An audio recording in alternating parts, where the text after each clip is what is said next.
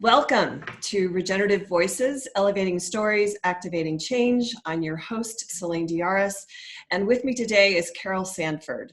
Carol is a senior fellow of social innovation at Babson College and also the best-selling and award-winning author of 5 books, one of which I am a very big fan of, this one called Regenerative Business. Babson College has the distinction of being the #1 graduate school for entrepreneurship in the United States, as ranked by U.S. News and World Report. That is very impressive. I agree. They're amazing. It's one of the reasons when they offered me this idea of senior fellow, which you don't get paid for, by the way, but you have an intimate relationship with the ability to influence how education is happening in business. So I'm impressed with what they're doing. Well, I think that's really excellent, and I'm excited to know that someone with your perspective is having that type of influence on how we're thinking about business, which is going to be a lot about what we talk about today.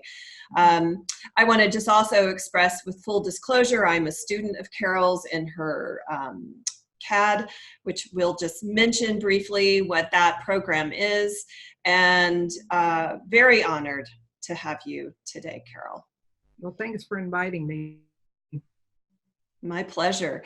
So why don't we just briefly, just as I made that sharing, why don't you just give a quick short synopsis of what your SEEDS community is all about and what students like myself are engaged in? I work with corporations, but they can be large and small, which have leaders who are pretty unhappy with business as usual, but don't exactly know how to go about doing otherwise, and the change agents who want to support them making that clear and work in a better way. So CAD is the change agent development community, which are filled with people who want to work with organizations, individuals, using a regenerative / developmental paradigm about how we bring about change so that we don't borrow all the business as usual practices in the name of trying to do something good. Excellent. Thank you for that. I appreciate it. Definitely fits the way and why I am there. So Carol, I think interestingly, regenerative is a term that is gaining in visibility after probably a long time with your experience of orchestrating a lot of deep thought around what does regenerative mean and what are the deeper principles informing a true regenerative process. I'd like to talk a little bit about what is that for you as we look at this emergence of the term regenerative, how it's being utilized both to describe an agricultural system and then the business overlay, like what does it mean in the business context? So I'm not asking you to tell me what it means in the agricultural sector. I can speak a little to that in our conversation, but I'd love for you to illuminate, because I say to people often, regenerative defies being defined as a specific series of practices or processes that in fact starts to violate the very intention, forgive me, of what regenerative is. Could you speak to that larger understanding and insight of what regenerative means and why we need to safeguard it on a principle-based story as opposed to a practice-based story? I love that question. It is an ancient idea. I've been working with the concept for 43 years, and the way I define it to make it kind of graspable in modern times is only living systems can regenerate. There is no possibility of regenerating something that is not alive. It has a beingness. It has an exchange with an engaged in a community. And that community can be either soil and biota all the way up to humans, which are engaging. So you have to start with, if you're using the term regenerative in a non-living system, then you're not regenerating. You've just borrowed the term. I've seen people even do it with agriculture, where they describe what they're doing as less harmful practices and are not yet on the way to regeneration. And I'm always a little bothered for two reasons. One, what Earth is missing, what they're missing, what the world misses when you just rename what you're doing. But I developed through the upbringing with my grandfather, which is going to be in my new book, a lot of this story about where the 7 first principles I developed that people can assess whether or not they're there. Let me speak to just 3 of them, because it takes quite a while to do all of them. One of them is that it's always working with a whole. So if it's an agricultural field, it's a watershed, and it may be a sub-watershed, but it would be how nature defines a whole, and with the whole of the people who work in that system. You're not working with soil separately from, or with produce separately from. You're working with the whole of something. In a business, same is true. You have to be working with the whole of a business, and I often take it to the whole of a market, sometimes to an industry, because that's one of the definitions of being alive. You are whole until you're not, and then we put you in something, whether it's decomposing in soil or a box. So I want to just interrupt you real quickly, because I want you to just also let us know that who your grandfather was, because I think the fact that these principles are coming from one of the First Nations is significant. So my grandparents on my mother's side are both 50% Mohawk, part of the Iroquois Nation. And my grandfather, his mother left his father left the reservation shortly before he was born. And I grew up being imbued with, is the word that comes to me right now, a way of experiencing what it meant to rebirth the Mohawk Nation, which had been put into reservations at that time and were killing all of the process. They were being colonized. And my grandfather was chartered by his father to help keep it alive. And although I have no quantum blood that can claim Mohawk, my grandfather and grandmother can. And so these came from living with my grandfather, not all the time, but long periods of time, engaging with his farming, his raising pigs. He was a permaculturist before we knew the term, because that's an indigenous view. So that's, his name is Noble, which I always love. Wow. Yeah. Thank you for that. So just to return back to that first principle, we're talking about whole systems, which are coming from this deeper context, informed by a long-standing tradition in a native culture. Yeah, and it's in other traditions besides mine comes through that practice, but I later became a part of lineages that are spiritual, all of which have a similar idea, and they're based on the idea of each person must do their own regeneration. And so the only other 2 I wanted to list as principles, or to note as principles, help define that it's not just a whole, but each living whole has an essence. It is distinctive. It is itself. There is nothing about it that's borrowed, copied, can be categorized. And so it can't be made generic. And that's part of why when you say you can't define it, there is nothing generic if it's regeneration. It's always each individual whole with its unique essence. And coming to understand that as an individual, which I do work in helping people reveal what that is for them, which they kind of know, but if you're running an organization or sharing it in the world, you want it to become more obvious, and we do that with a corporation. It helps define so many things. And then the last of the 7, the number 3 of the 7, although I don't quite have them in this order, it's about evolving capacity. So if you ever think about what you're doing is using it or doing something to it, then you're probably not working regeneratively. Because if you aren't looking at each field of corn, each child, each market, and saying, how do we engage with it, not in a transactional way, not even in a do less harm way, not even trying to give it something new, but increasing its capacity to do for itself, to be able to express its own essence.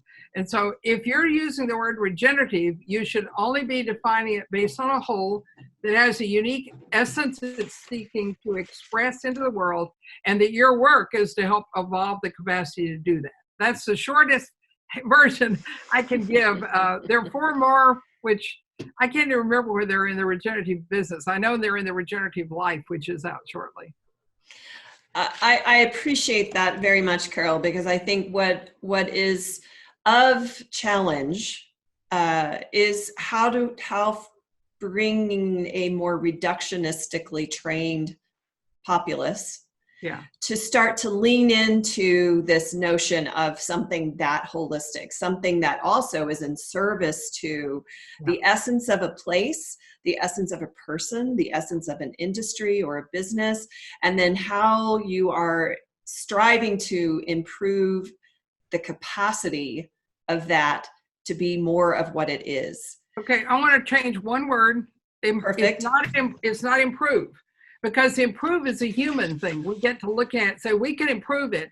I use the word evolve capacity because it knows what, together we can determine how to evolve. Right. So words matter in the They do. direction. Yeah.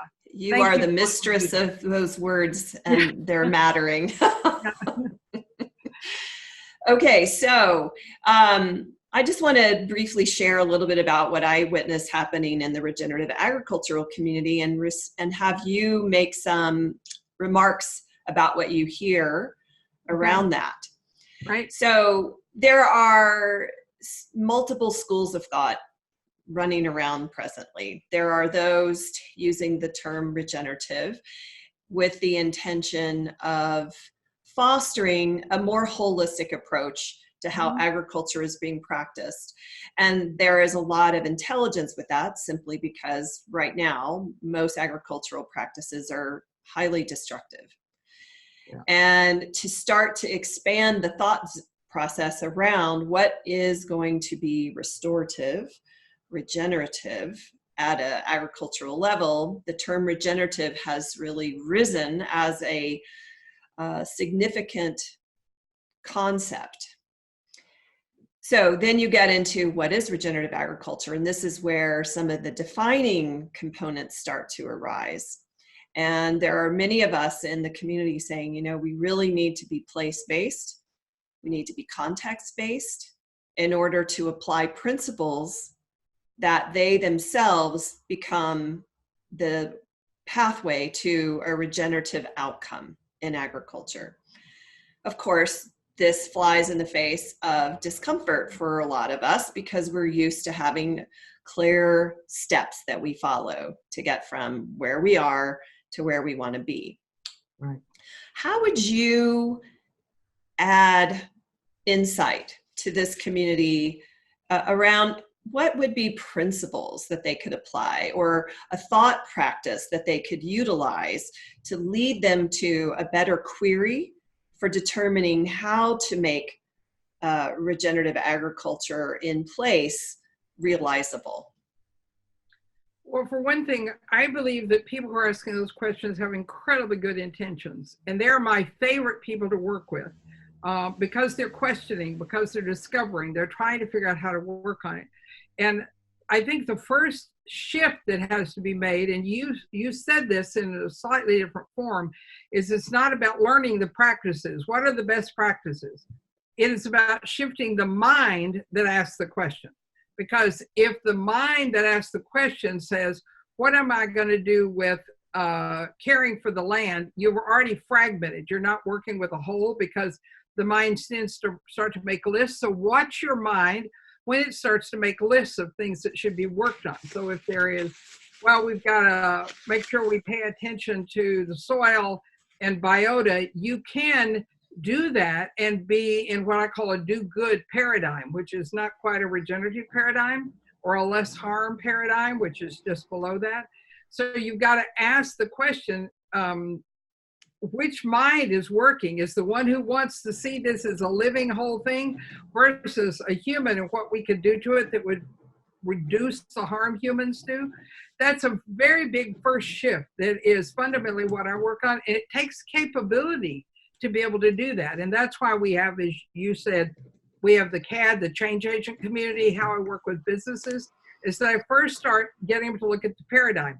Learning to assess where we are is the second thing you have to do with mind.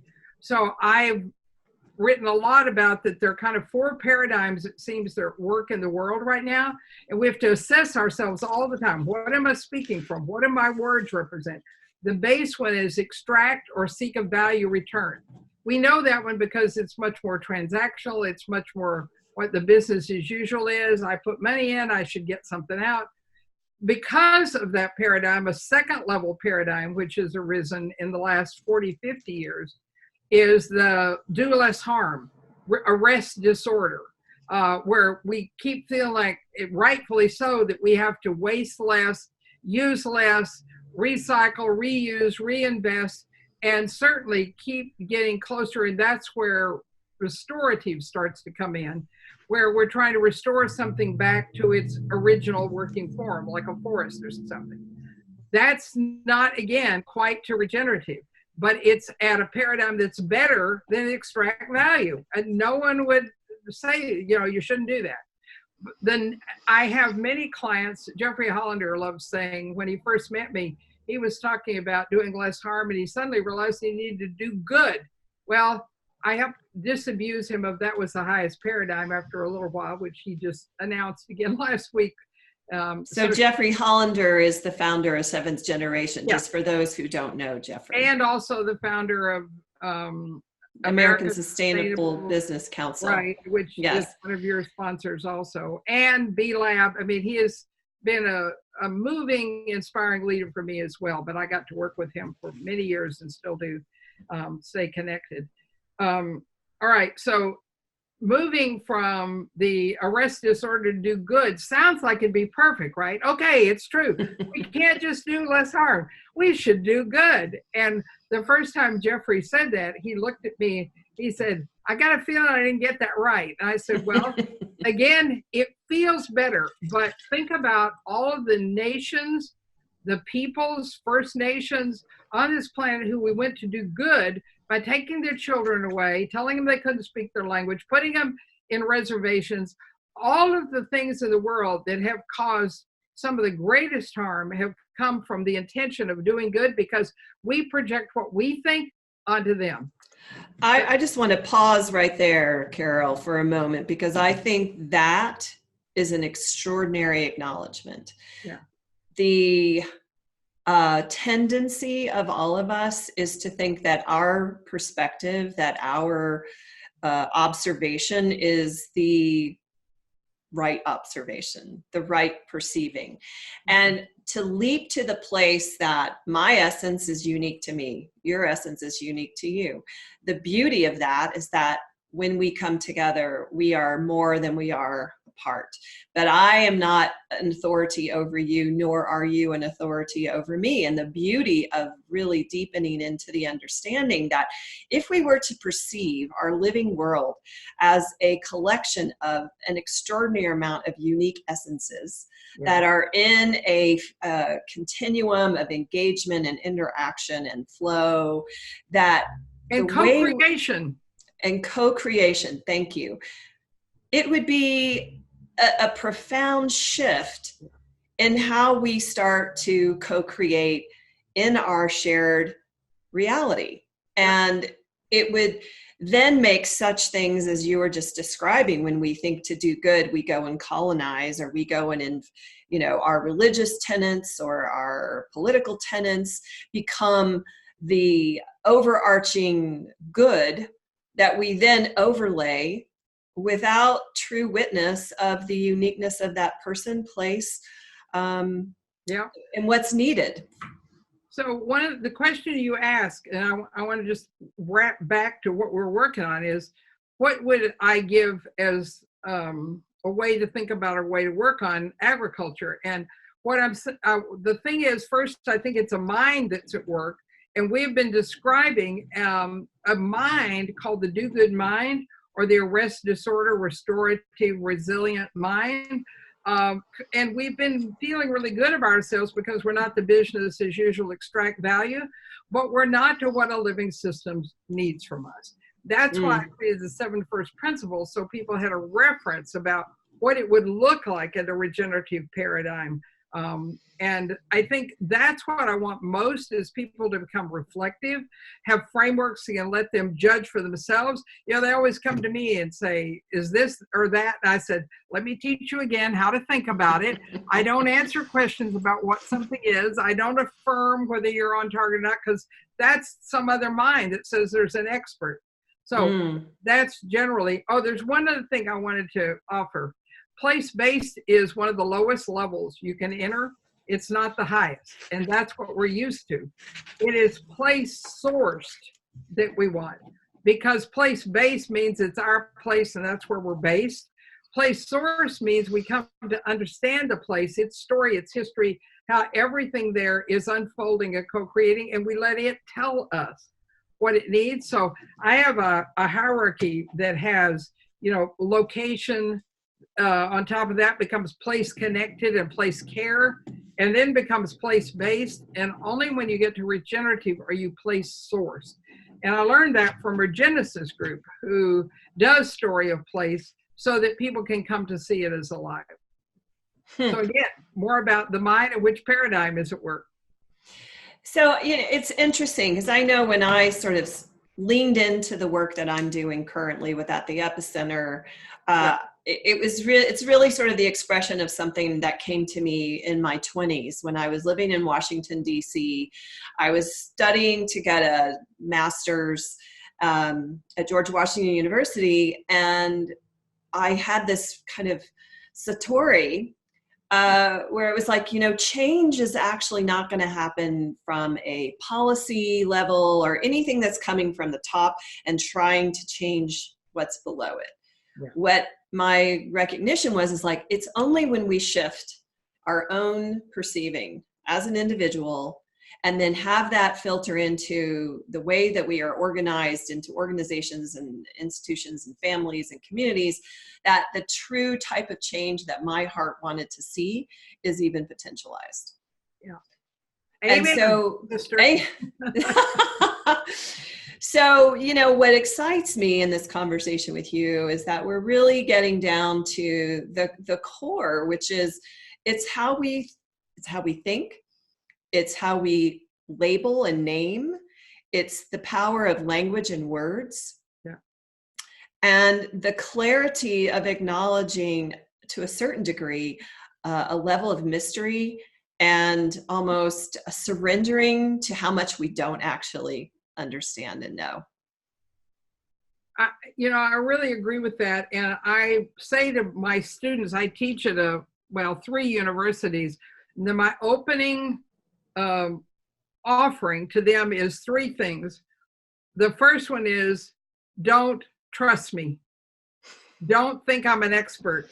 Assume that I'm pretty damn good at helping you think about things so you can come to a better answer, but there are no experts and there's no permanent answers. So secondly, test everything I give you with real life experience, with a framework, something like the levels of the first principles or the levels of paradigms.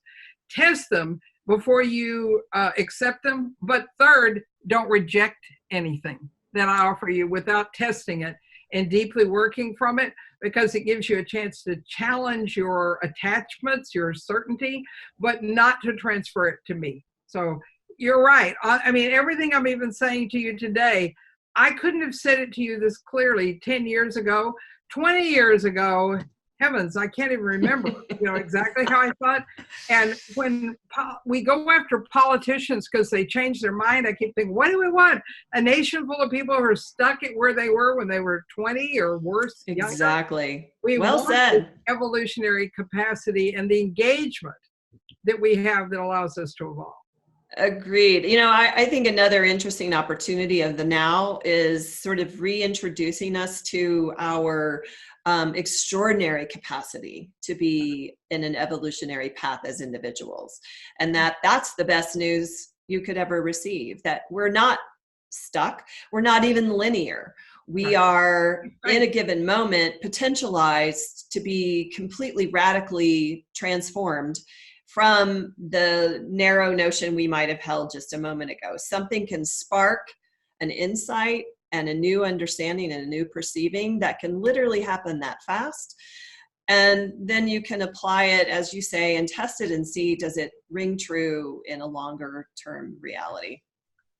If I look at who I am now, I mean, I am almost 80 years old, which is just shocking to me. And you're beautiful. I am. I agree. However, first, I didn't used to believe that I was smart. I used to believe very strongly that I was quite stupid, because I'll tell you a little personal story here because it relates to how regeneration happens. I had a father who was pretty crippled psychologically about so many things, including that girls didn't have any intelligence whatsoever, and any thoughts we had to be corralled and beaten out of us so that we wouldn't have wrong ideas. And he loved to punish me by putting me in a closet and locking the door. And I'm putting some of this in my new book because he'd leave me there for hours. Now that sounds absolutely horrible, but I want to tell you how much I learned sitting in those closets. I am claustrophobic, but I learned so much sitting in those closets, because the one thing he would say to me over and over again is, "You're so stupid." And I'm writing a memoir called, or he'd say, "You think you're smart, you're not." And I would say back to him as he closed that door and locked it with the key, "I am too smart." And I didn't really quite believe that, but it took me until I sat in a few classrooms and I've written about 3 major teachers that disrupted that thought in me that I'm not smart, and got me back to what I had felt that got me locked in the closet, which was that we are each unique beings. I had figured that out. And my father, the racist, thought there was nothing unique if your skin wasn't white and you weren't in our community. And somehow at a young age that was in me, and it got rekindled, reawakened back to my essence and what my work is about. Bringing that concept into, I know. And so I'm now writing a memoir called I Am Too Smart. And so are you, other. Yeah, exactly. Yeah, exactly. Well, we each have our own essence to rekindle. That was mine, to rekindle that each individual has something extraordinary and is not even tapped. And if I look at who I am now at this age, it's almost like I'm a completely different being than I was before I was 30 years old. I relate to that on so many different levels.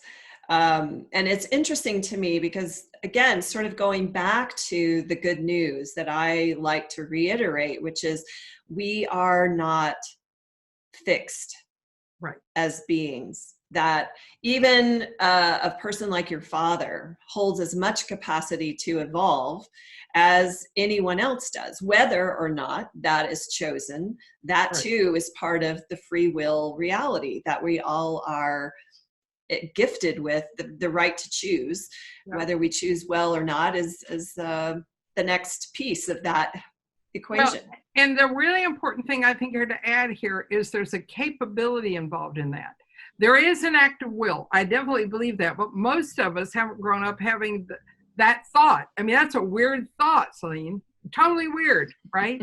Which is that I could choose. And a lot of people think we don't have free will, but it's mostly because the capability is not built to see ourselves in that way. And sometimes I say you have to be in a community often to really grow all that. And I found communities who were working on growing people when I was in my 30s, and built the capability to understand, what does it mean to choose? What am I choosing between? How does my mind even work in that process? How does my being character even come into play? How can I grow who I am, grow this belief in my intelligence? We mostly work on just skill-based development, learning how to do this, that, and the other. You're talking about the development of a whole being. And I think then if we're graced enough to find a community or way, or sometimes parents, we get that capability and then we can make that choice. I like the word capability. I'd Yeah, like us to talk a little more about capability because I don't think it's a common word in the lexicon. right. So, I think you just pointed out very astutely, we're all very comfortable with the idea of attaining new skills. Mhm. Skill sets is a compliment, that's stacks, skill stacks. Right. But capability, let's say a little bit more about, what is the essence of capability? So I love frameworks, as you well know, because frameworks give us a way to be whole. And one of the frameworks that I think is really helpful here is will, being, and function. And we were both just referencing the idea of function, which is what we get taught in school, often what we become experts in, quote unquote, when we go to college. We've got an arena that we know how to do, and we continue to try and prove to others we can do better than them or at least do really well. Now, that's not the only way function can happen, but that's the one we're used to thinking about, and we call that ability, right? These Mm, are our abilities, our competencies. There's a second one called being, which has to do, and it is where my essence resides, but it also has to do with where my character resides and where the quality of energy that I can bring to things resides. And it is unstable in some sense. I mean, just think about when I would deal with my husband on some days, I would have an amazing state of being, but it was usually determined by what was outside of me and how he treated me. Same for him. I could upset him. I knew exactly how to set him off, and he knew how to set me off. But as I developed and he developed our being, we became people who could be self-managing in regard to the quality of energy, where we were, how we reacted, how we managed our ego. We had all of that capacity, which became who we were, not what we could do, which was the function, but who we were. And then the third thing is will. And will is the ability to access something much broader, bigger, more deep, defined that can source us being able to manage our being. So, for example, if I remember I exist in a family, that family exists in a community, that community exists in a nation, that nation exists in a geopolitical, on a planet, I suddenly have responsibility. The level of my will becomes enormous because I know that what I'm doing with my field that I'm tending here is affecting what's actually happening with global climate change. That's a different level of will, but you have to be able to see those nested processes, which is part of will. I also have to be able to see myself. I have to learn to be self-observing, set aims to grow myself, and then I work on that. And over time, while I work on that, my being becomes greater. Now I want different functional ableness. I want certain kinds of thinking capacity, which is a function thing. I want certain kinds of languaging, behavior, the ability to write. I knew nothing about how to write. And then I had one of my community leaders said to me, you must write because you think really well, but you're not articulating it well. And you will not learn to do that until you learn to write. And it took me 20 years to create a first book because I had so much to learn. All that was only sustained because of will. And boy, did it grow me and my character. mm, So capability is the ability to access each of those in the right way and timing on demand. That's what capability means. I can say self, be present, and I can bring myself present. I can say self, think of the right words functionally, and I work on the right words. I can say self, remember you're not in all of this alone. You are in a nested system. You have stewardship for the evolving of the capacity of everything by the way you live. And now I am a completely different being, and that means I have the capability to exercise those on demand. that is exquisite. Thank you. I like that. I mean, and so, you know, when I think about one of the phrases you used when you were sort of at the level of being, and you talked about self-managing, Yeah. you know, and I think maybe one of the most important elements in our culture at the moment is the need for us to become more focused on what it means to be self-managing. Yeah. How we are reacting, or are we responding? Are we in a state of open receptivity, or are we coming from a rigid, fixed position? And so much of what I witness in our culture, particularly speaking specific to the United States, but I think it also could be applied to a larger geopolitical patterning, we've sort of let go of a value that, or a principle that, where I come from matters. What I say, how I think, Yeah. how I react or respond to another, that there is a value and importance and significance to that that is actually, I'm going to use this word, sacred. Yeah. Like, That's a good and word. I don't think the recognition of a almost like a sacred a contract with self is as prevalent as it needs to be. So a framework comes to mind. Of course, yay! And the framework is one I created some time ago called the 9 levels of self-determination.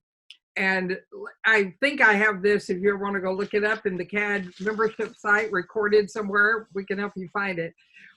So the whole thing is called self-determining. Am I really determining my impacts, my effects, the outcomes I produce? Am I really, by being self-determining about me? Self-managing is one of those, but the very first one is really looking at being self-directed. Have I even set myself on the right kind of course? Right. And ask, what's my work to do? What's my direction? How well I know whether I'm going to get there? That's the very first one, but most people don't do. The second one, I'm not going to remember all these right now, but the second one is self-sourcing. And I don't mean by that I'm the only one I listen to. I mean, I am in charge of what I'm sourcing, and I'm in charge of what I'm not sourcing. And, you know, like I quit listening to the news some years ago because I felt like it didn't source my capacity to think. Now, I still know what's going on in the world. It's always amazing to me, but I'm sourcing from the kind of things that can help me figure out, what would I teach? What would I bring based on my direction? And then you can get down to the bottom of the 9 and you get to self-regulating. So I can regulate my energy, my ups and downs. I can choose where I work, where I don't work. And ultimately, I can't remember the last one, but near the last is self-correcting. I can say, self, you are off course, either right this moment or have been for the last year. And so learning that those are all aspects of us becoming self-determining needs to be a childhood lesson or experiences from parents, from teachers, from grandparents. I got a lot of that from my grandparents, not from my parents, but from my and not from my paternal grandparents, who were a mess also, which is why my father was, but Right. from my wonderful grandparents on my mother's side. I learned those 9, and that's how I ended up writing them. None of them ever said, here's the 9 self-determining categories. But I started watching and thought, what am I seeing that when I am most effective, I am in the most meaningful situations, I'm contributing the most, what's going on? And I came up with those 9. Wonderful. Well, I'm grateful to you for doing that work on behalf of the greater whole of all of us. My job. Yes, right. You know, sometimes I think people are daunted by what you just described. It sounds hard. Yeah. It sounds like it takes a lot of time, takes a lot of effort. So what do you say to, you know, why would we bother? Why would anybody sort of take this mantle on? What are some of the motivations, stimulus? Maybe, you know, I know we're not really into the reward and punishment model, but what would you say are, you know, why take this on as an individual? What's the value? I think I would like to answer the question you asked and ask how would you go about it also, if you would Okay. like. Why I do it is Mary Oliver, I'm going to get this wrong, but she has this wonderful line in one of her poems, which says, what am I going to do with this one life? I have one life, and even if there's karma, it's still, we've got one being. And if we want a meaningful life, which most people say they do, and we want a contributing life, which most people say they do, we've got to build the capacity and the capability to carry that out. And that's probably the selfish reason, but it also in some way is why you got a life, why you got a body, why you get to go do stuff. And I always say to people, I assume that was the promise I made in order to get a body. Who knows? I made that up. But I like that one. Right. I think that there is something to be said for, I got this extraordinary opportunity, and I don't know how many more years I have of it, but I'm not going to stop because I now understand the richness. But there's one thing, the how is I don't think individuals do this alone. I know the Buddha sat under a tree, but everything that's been written later said that was a few days, not even quite a month. And then he went back into community and went to work on it because he had an insight, oh, here's what I need to work on. But now how do I do that? I switched about 30 years ago to never working with individuals. You can't call me up and hire me as a coach, a mentor, any of those things. You have to be in a community.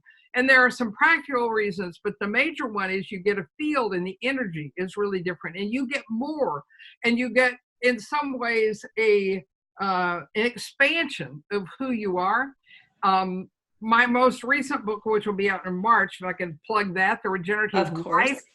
The Regenerative Life is targeted at individuals who are in roles that are trying to answer the question you just asked. How in the world do we get the energy? And I did it as an action learning project where I had 100 people sign up and went through 6 months of learning how to think about their role from the kind of things we're talking about, and to keep a journal, to, in some cases, share and interact. We had business owners. We had people who are the host for Here and Now Public Radio, who she also wrote a foreword for the book. We had Geoffrey Hollander, who we just mentioned, but we also had teachers who were in education down to the bottom of the organization, bottom of the hierarchy, I mean. We had one school principal. We had parents. We had designers. We took 9 roles. What I believe that if communities were formed around them and people learned how to think about their role every day from that kind of perspective, it would change how they worked. And I'm creating communities out of all of them. One of them, Spirit Resource, you're in, right? That's what we called it. The CAD group was about Spirit Resource, but we're creating them on economic shapers as well as designers and parents. So I think the why we do it is because we have this one glorious life. That's what Mary Oliver said. What are we going to do with it? And you need to be in community to do that. And then you need to have the thinking capability that's necessary to be in that community to make it work. And they're lifelong communities, which is what CAD is, and what every business leader I've ever worked with, I'm still connected to. Some of them don't pay me anything anymore, but they never go out of my life. And I think that's what we need, more of these lifelong communities. So I like that, because that's in essence part of what would be healing of a lot of the distortion in our society presently is the isolation that's also very predominant. Yeah. Not knowing your neighbors, we don't have more traditional gathering places like we did in the past. Churches are less well attended. Synagogue, all of those things that were more part of where people found community. So it's also how do we create a context for coming together in the reality that we're in today? And a developmental context, not networking, not getting together and sharing stories, but in a process that matches the 7 first principles and those 9 self-determining things. We've got to be working developmentally in order to express our essence into the world with this one glorious life. One glorious life. I like that. I think this is going to be where we'll close today as a chapter 1, I'm hoping, and that you and I can do this again if you're willing. Of course. I love this conversation. Fantastic. Well, I do too. And I think this is a beautiful conversation that we'll be sharing in the month of December, because it's also a time of the longer nights, the shorter days, sort of a natural, more inward, retrospective opportunity for all of us to kind of think about what do we value, what's important, how do we align our life with those things in a more integrated and real way. And I think that this regenerative path is a beautiful way of accessing what's potentialized in being a person with one glorious life to express. I agree. Could I invite people to go pay attention to, I have a podcast that is not interviews, it's more me, an opinion-based person, but it's full of the mixture of all of these. It's called Absolutely. It's Business Second Opinion, and although it says it's about business, I have parents who are applying it to parenting and designers who are applying it to their own creative work. So I love having people come visit and then tell me what to talk about, and I do that. Fantastic. I am so deeply grateful to you on so many different levels. Thank you so much for being a part of At the Epicenter's Regenerative Voices, Elevating Stories, Activating Change. This has been a conversation with Carol Sanford, who is a senior fellow at the Social Innovation at, where are you? Babson. Babson. Thank you. All right. Well, till next time, wishing all wellness in the world and in your lives. And again, thank you, Carol, so much for being a part of this conversation. Thank you so much for inviting me. I've greatly enjoyed it. Thank you. The Regenerative Voices, Elevating Stories, Activating Change podcast series is produced by At the Epicenter, a 501c3 nonprofit organization. The podcast and video recordings are made possible by the generous support of people like you. Make a tax-deductible donation or sign up as a monthly supporter by visiting attheepicenter.com/donate. Support packages start at $1 per month. The podcast series is also sponsored by several corporate and organization sponsors. To become a podcast sponsor, visit attheepicenter.com/contact to let us know of your interest. If you found this podcast episode insightful and meaningful, please pass it on by sharing it with a friend or colleague who will also enjoy it. Thank you for tuning in, for your support, and for activating change.